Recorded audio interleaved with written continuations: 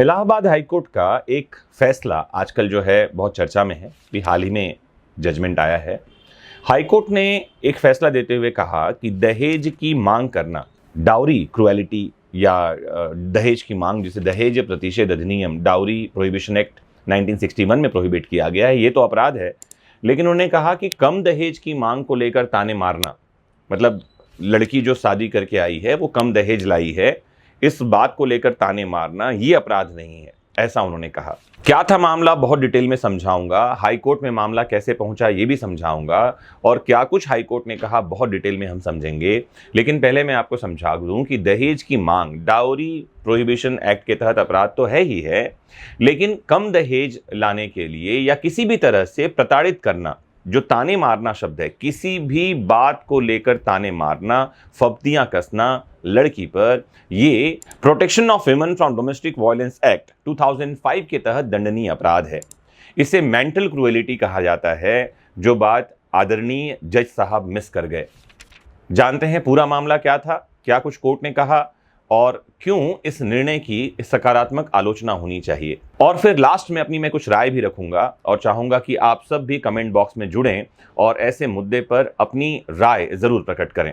तो जो मामला है उसका क्रिमिनल एप्लीकेशन नंबर नोट कर लीजिए, यह है 36921। 2018 का ये मामला दर्ज हुआ था। शब्बान खान और 4 अन्य जो उसके परिवार के सदस्य हैं, इन लोगों ने हाईकोर्ट में पिटिशन फाइल किया था, जिसमें उनके खिलाफ दहेज उत्पीड़न के मामले में आपराधिक जो कार्यवाही की गई थी उसको रद्द करने की मांग इन्होंने की थी।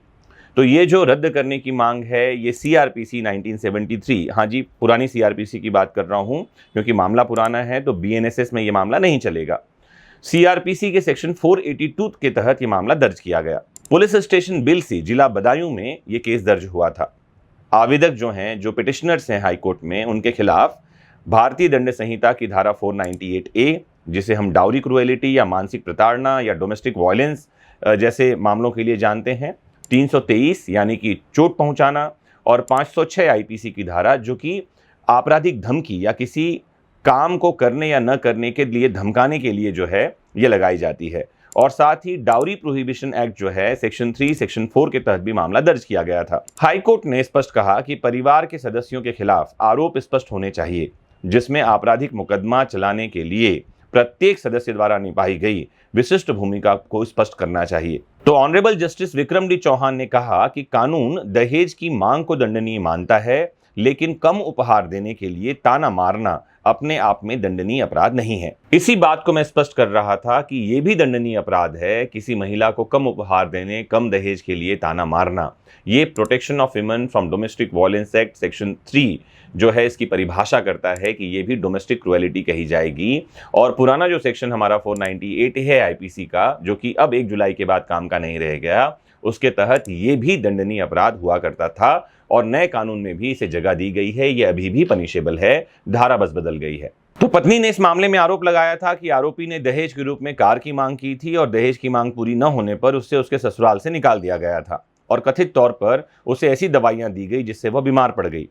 आवेदकों ने अपने उत्तर में कहा कि पत्नी ने मारपीट का कोई आरोप नहीं लगाया है, किसी भी समय कोई चोट की रिपोर्ट दर्ज नहीं की गई है। यह भी तथ्य दिया गया कि पत्नी ने घर वालों के खिलाफ अस्पष्ट और सामान्य आरोप लगाए थे। न्यायालय ने यह माना कि शिकायतों में अस्पष्ट आरोप अभियुक्तों के अधिकारों और खुद का प्रभावी ढंग से बचाव करने की क्षमता को बाधित करते हैं और बचाव के लिए अनिश्चितता भी पैदा करते हैं।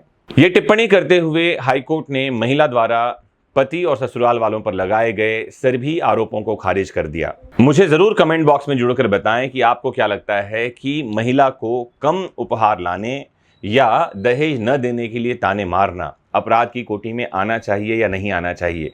आप हाईकोर्ट के इस निर्णय से कितना सहमत हैं? शालीन शब्दों में अपनी बात को जरूर रखें और जुड़े रहें आपके अपने फेवरेट प्लेटफॉर्म विधिक शिक्षा से। समझते रहें हाईकोर्ट और सुप्रीम कोर्ट के निर्णयों को और देश के कानून को आसान शब्दों में। नमस्कार, जय हिंद।